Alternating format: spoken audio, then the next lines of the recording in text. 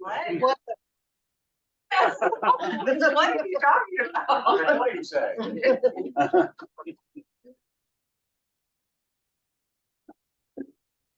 So while we're still piling in a little bit, LaDonna brought the donuts today. And those poor people online don't get donuts. Boy, you guys are missing out. That's For you. so Yeah.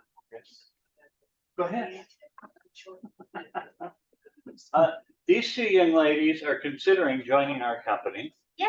You should come, we're fun. we're not crazy or anything. Just I knew there was anything else, no cussing. Bye. I'm gonna get sued one. Not for cussing, it's all the other stuff we. It's all you. No, when she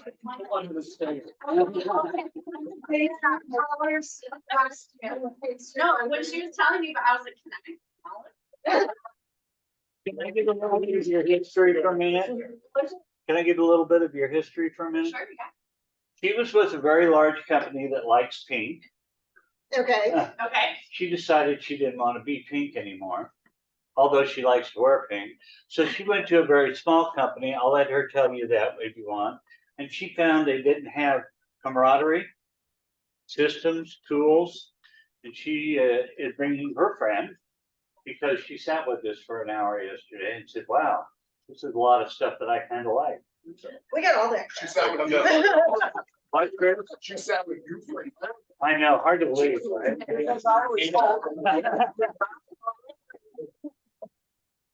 So it's something we can't talk about tree today. And because LaDonna brought the donuts, I'm gonna have her update us on some of the trends and interest rates and that kind of stuff here in a couple of minutes. But I'd like to start out first, since we're all here now, with our monthly numbers. Hello. Hi. Oh, this is Kara. They're gonna be the new numbers here. Okay, nice.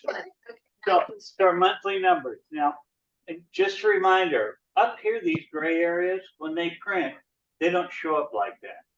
But you can click on it and type your name in there. And then you can put your phone number or your email address or your website or whatever you want. But otherwise, it'll just print without anything on that side of the page, okay? And I've tried it on various browsers and PDF readers and so on, so I think that's fine. So let's talk numbers, and you guys can, you know, if there's anybody in the room who knows numbers a lot better than me, it would be Brenda. So don't be afraid to chime in, but use a microphone. Yes, sir. The way we set this up, because this was new last month. Go ahead. Go ahead. Sorry, Greg. Are you meaning to share your screen? Oh, yeah, you need. That would be Thank a good you. idea, wouldn't it? Thank you. Thanks. Thank you for whoever said that. Priscilla. Green, silver, back to the left. Green, go to the green one. Green, there we go. Hey, it's hard to see from over here. Okay, now can you see the screen? Yes. Yes. Isn't that an improvement? So, little green arrows. October, that means from last month to this month, the median price went up 2.4%. November of last year is comparing this November to last November, and it's up 2.7. So it's not a whole lot that's changed over a year versus a month ago. However, when you look at closed sales, you can see that they are down 15.3% from the previous month, but only down 4.9% from a year ago. So if you have been with me before, you know, home sales are seasonal. What we sell in December is a lot less than what we sell in August. So it's nice to have both numbers to see what's happening, but that it's down 4% from last November, I think we're seasonally adjusting semi-appropriately. Active inventory, boy, it's up a bunch from last year. And you guys who have listings on the market now that have been setting for 4 whole days without a showing. You know, it used to be 2 or 3 weeks without a showing sometimes, but you need to track these because your clients are gonna go, how come nobody's looked at my house? Why has it been 3 weeks and I don't have an offer? It's Christmas. Well, times are changing, interest rates gone up, there's more inventory, so you can choose from it. It's We not like had it was. 8 inches of snow. Yeah, well, snow helps too, yeah, that's right. These numbers for your guys' company or the whole? The MLS? whole- Whole MLS. Because if you were just looking at our company, well, it would be nice for you to know. It doesn't really help you to understand the whole market. So I want the whole market in here. Continuous days on market. Now, when you compare that it's, you know, more inventory and you see how long it's sitting, we're up almost 50% from last year. Houses are sitting longer. And that means if you have a listing, you need to educate your sellers. It's going to take longer, but you can also educate your buyer. Why, Brenda? Microphone. I don't, It's It's on. oh, thank you. I don't know exactly what you're asking Well, me. go to say. ahead. Why would it matter to you? Yeah, it matters when properties stay on the market longer because now we're with buyers, you've got more opportunity to negotiate with the seller because it didn't sell in 4.5 hours. I'm sorry to bother, you know, do this to you, but our minds work alike, so, you know. As long as I hit it right, I'm good. You did well. Pendings, we're up from last year. That's a good thing. That means we're gonna close more in December than we did last year. But it's down a little bit from October. Again, seasonal adjustment, we would expect that. Month supply of inventory, that's up some. That means we're getting more inventory and we can live with it. But I also like to break down what percentage of houses sell of the overall number by price range. And I don't think there's any real surprises there. There are a few surprises on the back page. Any questions about the front page? Is it fairly readable and understandable and better than it used to be? Okay. And I think it's pretty accurate with what's going on in the, Are you okay Market. with this? Can we email that to our seller? I'm sorry, what? Can we email that to our Yes. seller? That's why I put a place for your name. You can put it on your seller, you can put it on Facebook, that's fine. What I try to do, the MLS sometimes takes 2 weeks to come out with numbers. I hate waiting that long because 2 weeks the market's changed. I try to get them out as early as we can. So right now, new homes have been steadily going down. It will take 8.5 months to sell all the inventory they have on the ground statistically. If you're looking at new homes right now, and they only sold 60 of the 465, I'd be looking for a deal. I'd be looking to make some offers that are less than what the builder wants.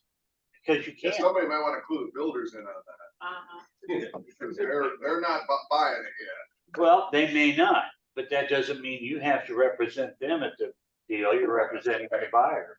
I got an email this morning that 3 builders are offering some significant incentives. And they're coming out because they're sitting on property. Um, Who are they? This chart is really hard to read, and this is more, I'm sorry, what? Somebody talking? Can you send us that list? I'll send you the email that I got. This is really for your information, because your clients are gonna look at this and go cross-eyed. There's so many numbers on here. But it's a good idea when you're looking at month supply of inventory that you do it by price range.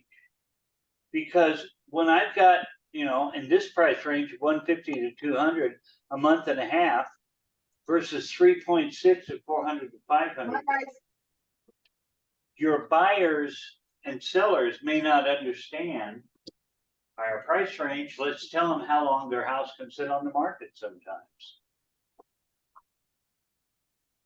And I color coded them because I like to glance across. The reason I go back to a full year is not so you'll have a history of numbers, but to look for trends. So you can see in this upper price range, it started trending way up and then it started going back in the green. And then it went way up again and now it's normalized to what we call a balanced market. And anybody questions or comments, let me know. No, but those, more Mike, than 6 please. months. There's one behind you. Yeah, Fine, keep it fine. I thought we established last time that I had a big.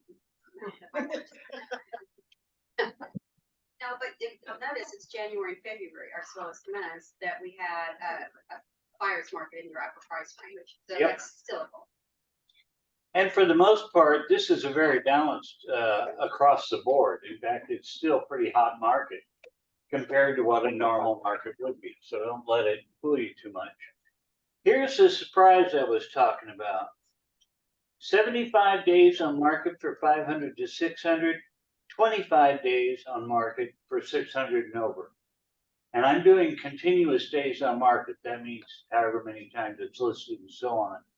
I would not have expected that. I would have expected the 600 and over to be higher. Brenda, same? No, actually, to me, that makes sense because there aren't a ton of houses over 600,000. So Well, okay. the inventory is very low, so the buyers are able to find what they're looking for quicker. And the thing that surprised me is the 150 to 250, really, because I don't know about you guys, but I'm still getting popped with multiple offers all the time. Either that or every listing agent is lying to me. Because I agree. And that's the problem. So when, lots. in my humble opinion, and I'm not out selling like you guys, so please chime in if you know something. We don't always hear the truth from other people. It's a good idea to know what's going on in the market so that you can represent your client the best possible. And if you've got a seller saying, I've got 10 offers on this, you say, wow, that's unusual for the market. I call BA. Well, I'd say higher than that. I just closed. You did say kind of. BS was the kind part. These people were asking the seller for a whole bunch of things. Microphone. I just closed on one that had multiple offers and we want it because we went in there just like we do in any other multiple offer. We don't ask for a bunch of things and Right. you win, so. Okay. The last thing I put on this is just kind of a general bar chart with the green being actives, the blue being pended, and the souls being yellow. And this isn't so you'll have exact numbers. It's more to look for the up and down trends of where things are going. And you can see our listings are consistently going up. And that's again, something you want to display to your sellers. Listings are starting to build up to more than normal. Don't be excited that it takes 30, 45 days to sell a home now. Any questions on this entire page? Good question. Yes, ma'am. Do you feel like the days on market, some of that is attributed to the assumptions that are going on? I think the assumptions are still pretty limited. I haven't seen a lot of them. I know you've had one. Activity. And And we had a couple. Mhm. couple, Yeah, but I don't think that changed the days on market because that's go while it's pending. pending. that's true. Well, that's a good question. How many people are doing this? Would you say it's majority of your business? Small percentage? You want to guess what the percentage is? Auctions? Yeah, Oh, way Oh, small way percentage. Way small Way. percentage. Because so, not everybody can. less than 10%. Yeah. Oh, yeah. Most of Way the, less than 10. yeah, most of the lenders out there still have no idea how to deal with Well, we had one just like that. Where the lender, we kept extending the contract, and then the lender finally said, we don't know what to do. So then they canceled the contract. No, I have a question Mm-hmm. as a agent. What is an assumption? What does that mean? There are loans, FHA, VA, Yeah. Assumable loans, right? Oh, Yes. okay. that have a real low interest rate, like 3.2 or 4%. And if the buyer qualifies, they can assume the loan. But here's the problem. I'm a lender and I can let them assume a 3% loan, or I can sell a new one for 8%, which makes the most sense. Well, they have the 8%. The biggest challenge with the assumables, our buyers may not have enough cash to pay the equity that the seller already has in the house. If it's a $300,000 house, they pay $150,000 down on it. Then that means the buyer's got to come up with $150,000 down. And it's a So back in the olden days, they used to do this thing called a wrap, where they would take a new mortgage and wrap it around the assumption, and then you just paid the whole thing. Well, they have since gotten rid of that many years ago. Now that things are going crazy and assumptions are becoming a thing again, lenders are now scrambling and trying to figure out, how do I get exactly what Lance was just saying? How do I get that deficit, that shortfall if they don't have cash? Right. So right now, with assumption, mostly cash is king. In that if you have the money, you're gonna get that 3% loan. If you don't, now you're going back to the 8% because the lenders, not the people, the lenders haven't figured out how to make that happen. Now, more lenders are getting on board, but it's a slow process. Well, and it's if you can get the lender to work through the assumable. Sometimes it takes a lot longer and they just don't do their job. And one more thing about assumables, because you asked. And I'm not close, that's what I do. Hello. One more thing, so, and with an assumption, the assumable part goes to the lender that was already there, so they have to qualify there too. So a lot of people are like, okay, lender, Two lenders. or how can I get, that's where the rub comes in, because with the way you file liens, nobody wants to be a subordinate lien. So if I have part of a mortgage and I have part of a mortgage, neither one wants to be subordinate to the other. They want top position under taxes. Okay. So now you come to the problem with, if a lender has the assumable mortgage, how do I get the other part if that company doesn't do that? So it's kind of a really messy thing. Messy, yeah, I don't know, Brandon and Kim might agree or disagree, but what I found on the one that I'm doing right now is it's gonna go into 4 months. But what I figured out was it didn't get looked at for 2 months. And the reason it didn't get looked at is because every time I call, they say I was not authorized to talk to them about it because they hadn't processed it yet or even looked at it. So my suggestion would be, if you're going to go into an assumption, is to have all the paperwork that the seller sends to the bank, also to you. Is he? Oh, he's writing this thing. So that way that you can say, yes, I do, and immediately email it to them. Yeah. Because that was the delay. Absolutely. Yes, ma'am. Do you cover the commercial market updates? No, I don't. Oh, I didn't go open there. It's a pretty sticky wicket because there's a lot of things going on. Yeah. However, Sherry is House for a contractor. Ain't on it. somebody Didn't talking, call me either. mute yourself. You can mute We them, have to Craig. do it, Greg. Just, it's Kevin, just mute them. There you go. Hi, Kevin. You're muted, Kevin. So are there any more questions about the residential? No, but I feel as a lender in the room, so the Use the sale, microphone. Microphone. when you do an assumable, you're not dealing with a sales loan officer like myself, you're dealing with a servicing department. So they're not necessarily housed in efficiency and customer service in the same manner as someone who is sales, right? So you're dealing with a servicing department when you deal with an assumable loan. They're great, and Chris is right. That whole wrap, it's a very difficult thing, and again, it's because it goes to a servicing department, a little less educated in the whole process. And so you're trying to encourage servicing people to understand how to wrap and get, and we will not take a second seat on the lane. So that is a very important aspect. The other thing is, real quick, and correct me if I'm wrong, on assumables, if the buyer defaults, then it actually does fall back on the original seller, is that correct? No. No, They get that. no, taken care there of. is a release that is signed. At least every one that we've done, there is a release that is signed so that it does not fall back on the original sellers. Also with the VA, they release the VA eligibility, so it doesn't affect the VA eligibility of the seller. So, That kind of was sticking point for a potential buyer a while back, so. I just basically said, we're gonna have to talk to your lender, we just gotta find out who's got what, and Right. No, there's a release that they signed. Yeah, but I know, like you were talking before, on that the, are you talking to me or? well, I said, but you said before, we have to make sure that that form PBA is there to release the eligibility, otherwise they will be short of ability. Yeah. The other thing I just wanted to circle back real quick about the commercial thing.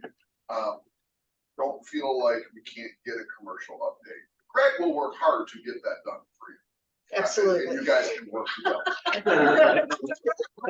The problem is if somebody says, hey, have you ever thought about, I turn it into that, you know? Real quick on the lawsuit updates, I don't want to bore you guys too much. Thank you. You're welcome. There have been multiple copycats across the United States. I don't know, like 6 or 7. Here's the deal that's important to us. Anywhere, our mother company, so Better Homes and Gardens, us as a brokerage, and you as an agent. Anywhere made a settlement that exempts us from all copycat lawsuits now. And you should applaud that because that's a really big deal.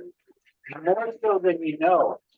There's a district court back east that has ruled, one district court out of all the United States, that has ruled if you as an agent complied with the rules of the MLS that you put in compensation offered, then you as an agent are complicit in what are they, the Sherman, violating the Sherman Act. In other words, you can be sued individually in that district, and now the Supreme Court's going to hear it. The important thing for us is we're all exempt because anywhere it did the settlement's got preliminary acceptance, you won't get sued. And they can never touch us independently. As long as you're with That's what I'm So for those of you who don't know, Anywhere is the parent company to Better Homes. Better Homes and Gardens. Okay. And a couple of other places, but. Yeah, we don't like those. This is, just, we have to remind everyone, to please be sure that you're explaining the commission and the compensation cooperation with your sellers, and we're starting to write that stuff in our listing agreements. And never, ever, ever say, I'm a buyer agent, I'm free. Oh, God. Yeah. You are not free.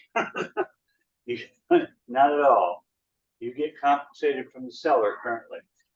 So I'm going to turn it over to LaDonna for a minute to talk mortgage rates. And then we've got a couple more things and we're done. LaDonna, thanks for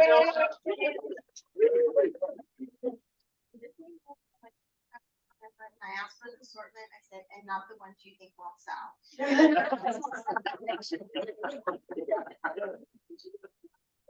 So we are seeing that trend where we are finally seeing those rates go down. This week is a huge week in rates.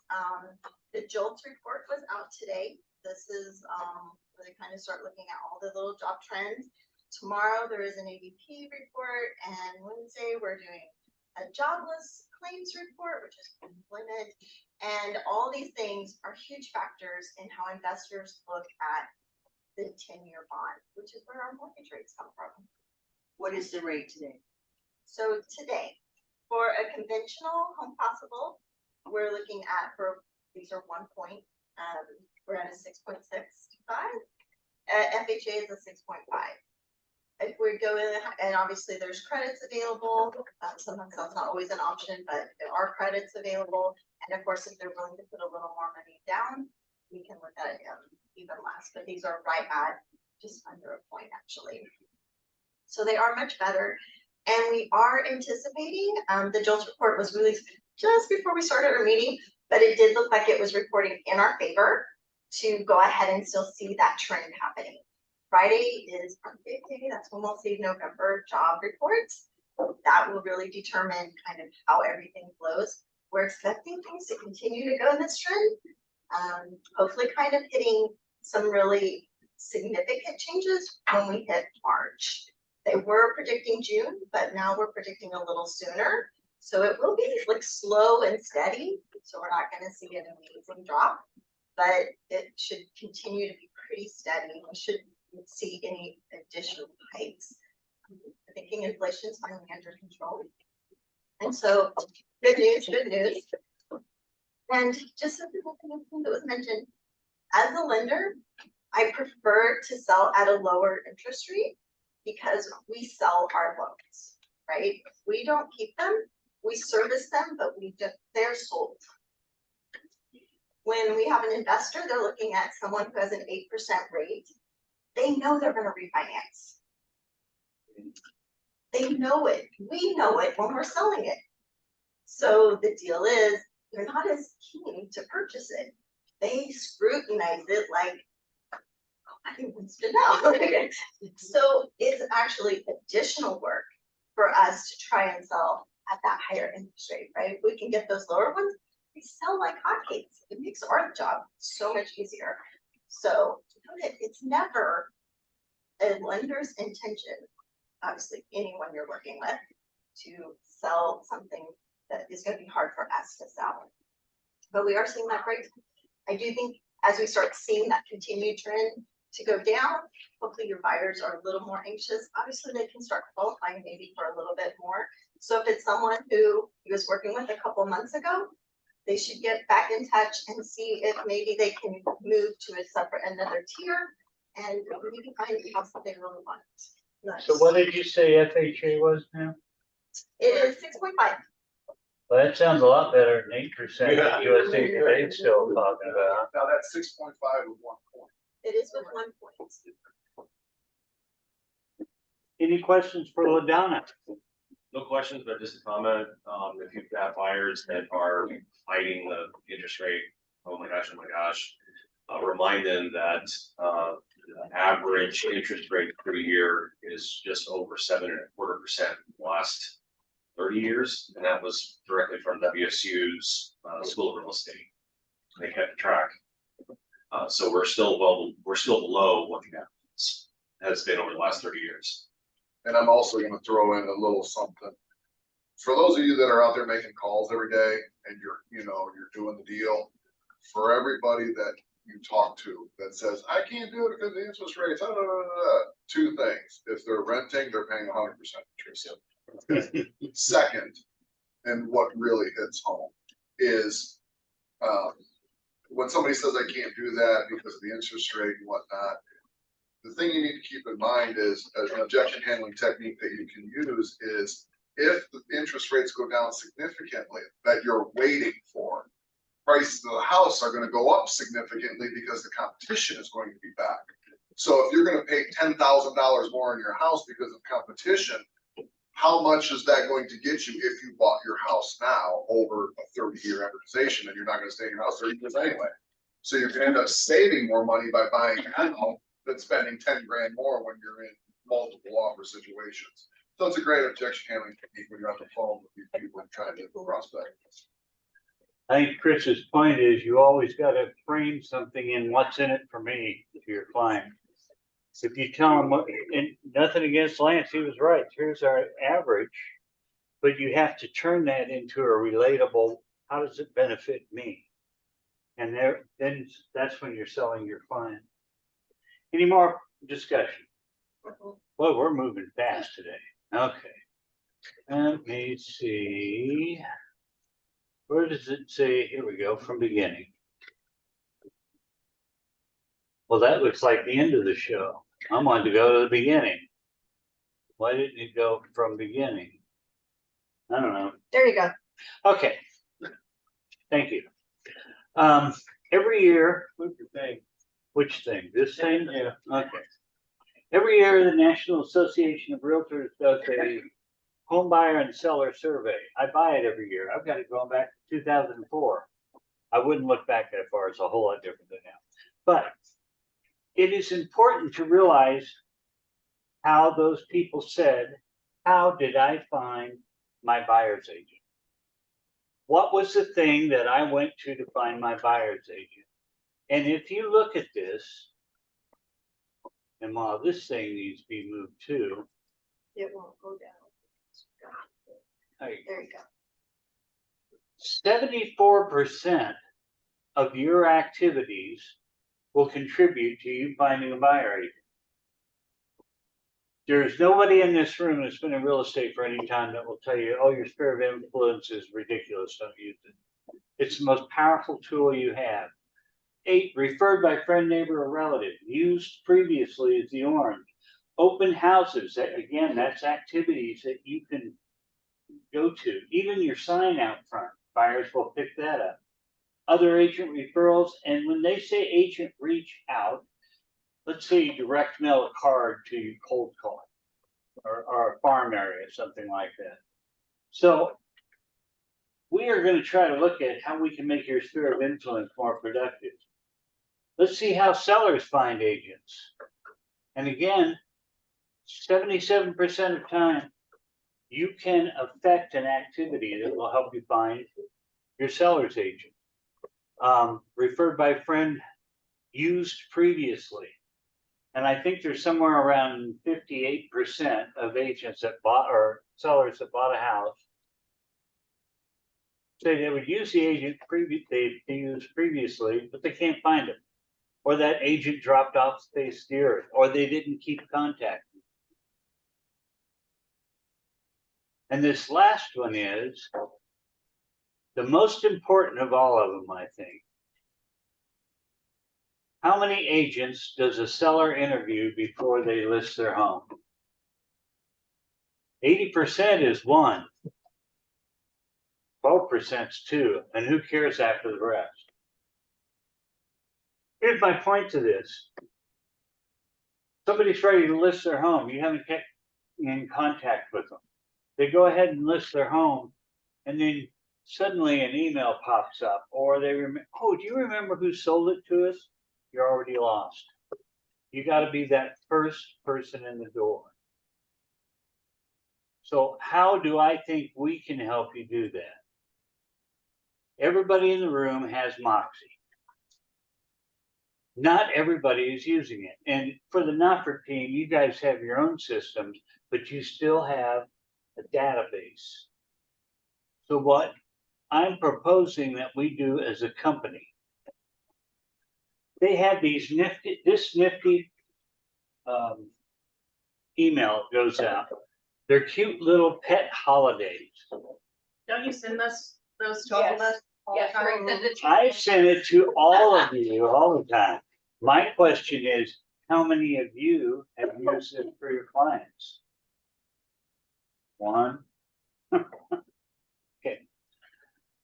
It's identified with the client's name. It's got all your info at the bottom. This is, I don't know, holiday season. The next one is Christmas. And how many people are going to look at these and say, oh, I'm tired of getting these? They're at least cute enough they'll open it. These are babies, That's true. puppies and babies. And I send this to everybody in my database. So much so that my brother called me and said, thank you for wishing me happy St. Valentine's Day or whatever it was. Because my brother didn't realize. So here's what I'm proposing. Oh, okay. If you have not done this, and you already have your database and Engage, which everyone who's got our company emails got it in there. You give us access, we'll turn it on for you. So that it will go out and you'll get your name in front of everybody. You have to give me access and I'll teach you how to do that. It's not that hard. Great. One thing that I have found is I'll start a campaign, but I'm not notified when it's ended, so I don't know when to start another campaign with any individual client. Do I know something that I need to know? It will show it, but not in the way you think, and it's not easy. So you could put yourself in your database, and when a campaign, you start one, it will go out. But the drip campaigns go at different times. These are date specific, so it goes out on the 1st and on the 26th and so on. Other drip campaigns are how many days since you started that campaign. So John Smith, you put him in on the first day, he gets this email, and 5 days later, he gets this one, and 10 days. Well, it's hard to know throughout the year, but on the front of the dashboard.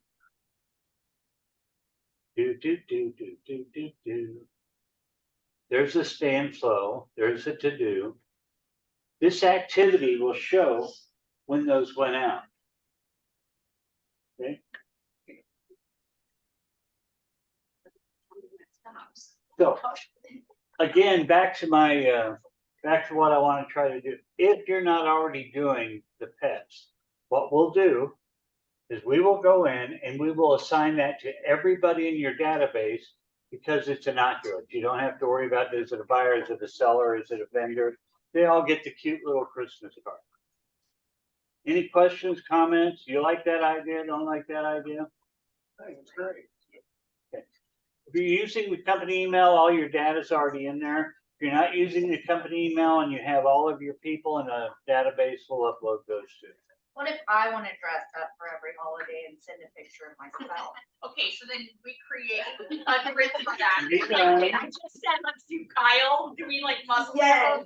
I did, I just said this, well, actually, I did, but yeah, so we're gonna do that, and so then you build one. I will make it Okay. happen. Yeah. Super excited. Are there any questions? Does anybody want to bring up, hey, I had this happen on a transaction last week, how would you handle it?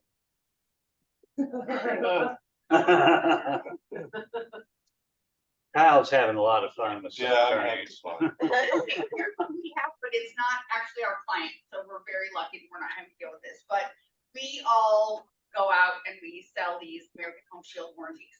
And so we just on Monday had a talk with our team, but the fact that a bunch of us are maybe not exactly knowledgeable in the offerings of these home warranties. How many times in the middle of writing out a repair request have you told your buyer, oh, it's okay that those are at their end of their life, we'll get you a home warranty and you'll be covered. And lies. Right?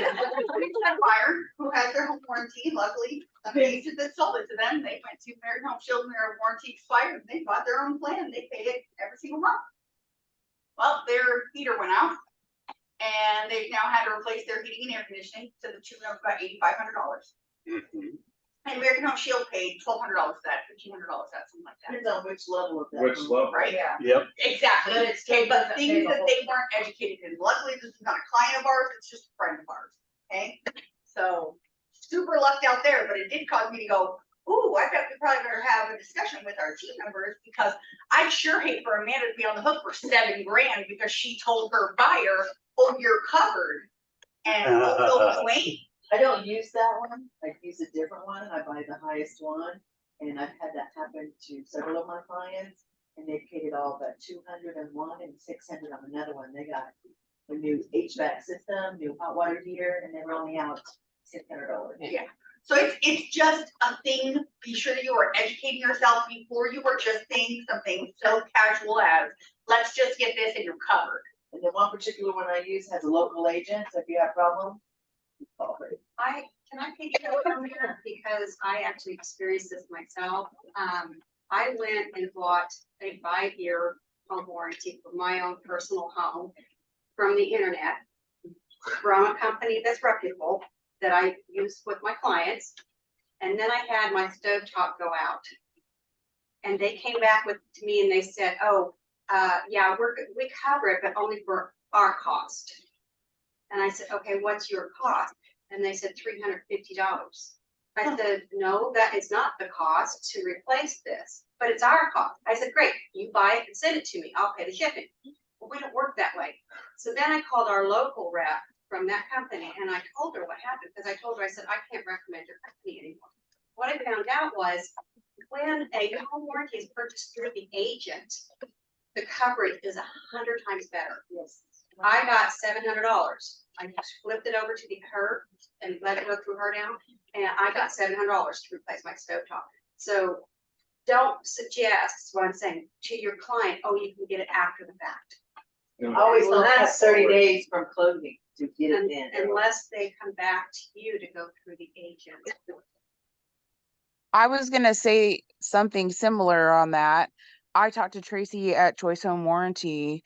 It's been some time ago now, but she explained the same thing. She said, if you buy it through a real estate transaction, the coverages are different. It's different. And she said, like, if you buy something on your own, not within a real estate transaction, like your air conditioner coverage might be, they'll only pay $1,200 lifetime of repairs or replacement versus it's 5,000 if you buy it through a real estate transaction.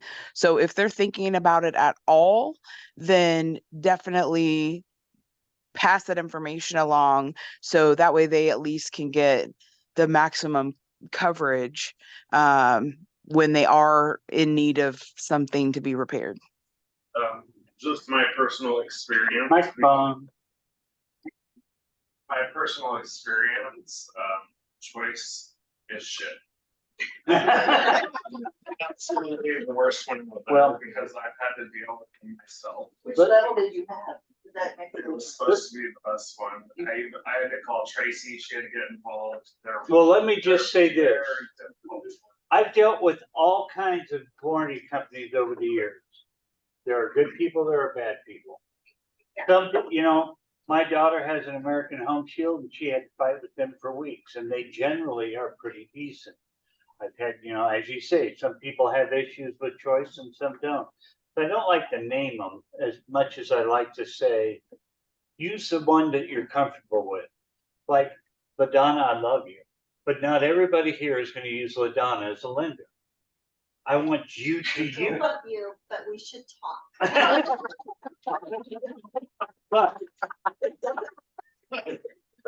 But because you all have your own lenders and so on, you don't have to use security first. But in my opinion, just a second, but in my opinion, if you don't, you're opening yourself up with troubles that I can't help you with. And then it's going to be harder for you to help yourself. It's nice having these people in-house that you can communicate with every day. But use who you're comfortable with. Here's the other thing to keep in mind, okay? So real estate, completely a relationship business, right? It's not just for our clients. You should be going out and developing relationships with lenders, with title people, with a home warranty person, so that when your client has a problem, you have someone that you can go to that's going to fix that problem. And that is how you cut down on everybody's headaches. You have somebody that you can just show up on their front porch and be like, hi, we have a situation. Let's get this fixed. And all of a sudden, it's super smooth. So as an example, we had a client that one of our agents sold an American Home Shield to. American Home Shield is affiliated with Better Homes and Gardens. I called the people in Kansas City. We were having issues. We were going to get sued, all kinds of stuff. I called corporate and suddenly everything fixed up because they have a relationship with AHS. Use who you feel comfortable with. I can help with others more than your own. The thing I would add about AHS, Sandra and I have had issues with them over the past year, and what I like about AHS is the fact that they do have a local rep, that you can. Sort of call, local. and she has helped, in several situations, and we've gotten to the point where we have told her, it's very difficult for us to promote your product if this is the type of service you're going to provide, because we experienced that through our own purchase this past year. So that really seemed to have helped. That's the one positive. Okay. Now I could bore you all for, you know, another half hour if you want to sit here. No. Sorry. I gotta see her to get you. Does anybody have anything else they want to bring up before I stop the report? Tammy does. Go ahead, Pam. Said about home warranty. No. It is not an emergency. I will tell you the one experience I had. My client lives during the holiday season.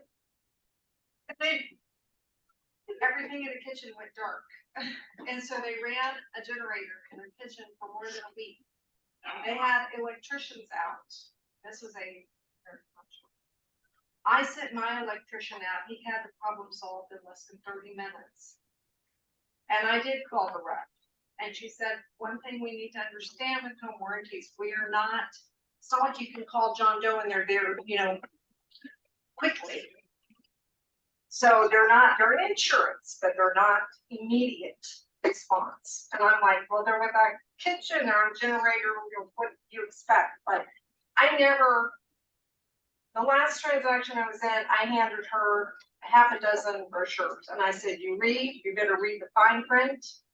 You need to know what you're getting into because there are issues from time to time, and I cannot guarantee that they are going to replace, because the one thing that they do, they Band-Aid. And if an air conditioner breaks down, and I had another client with American Home Shield years ago, his air conditioner kept breaking, and kept Band-Aiding it. And at the end, it expired, and he didn't renew it, and sure enough, he had to replace it in that next year. But he was incredibly frustrated with American Home Shield, and I said, that's the way, unfortunately, these companies, I think, do work. They don't want to replace it, they don't have to. Okay, now that we beat up all the repair people. Hey, can I say something good about the home warranty companies? So I had a client that we had done the American Home Shield with the seller coverage. And when we put the house on the market, everything was working fine. I had explained, hey, we take it off at the end if you don't end up needing it for anything. So it's not going to charge you anything. But if it does, then you pay this extra fee. And this was before all the, heyday over the last 2-3 years. So anyway, his daughter came home from college and she was like, Dad, it's like 150 degrees upstairs. None of the kids lived at home. So the adults didn't, they didn't go upstairs anymore very often. Well, the air conditioner for the upstairs had gone out. So he called, he'd already gotten the letter in the mail saying, hey, here's your seller coverage number. Called them. They were able to come out. They needed like a new condenser for the air conditioner. So even though he did have to pay that extra like $115, he saved over $1,000 on his air conditioner repair just because we put that seller coverage on there. So there is power in that. And I do share that story with clients when we're talking about it, that, even if they choose not to buy it in the end, at least they have a good example of where something like that may benefit them. Okay, cool. I guess I'll close that with, home warranties are like home inspectors. Some of you have great experience with this guy and not so great with this one, while the next agent loves the guy and doesn't love that. You have to do what's right for you and your client. Okay, with that, I'm going to stop the recording. Thank you all very much for being here.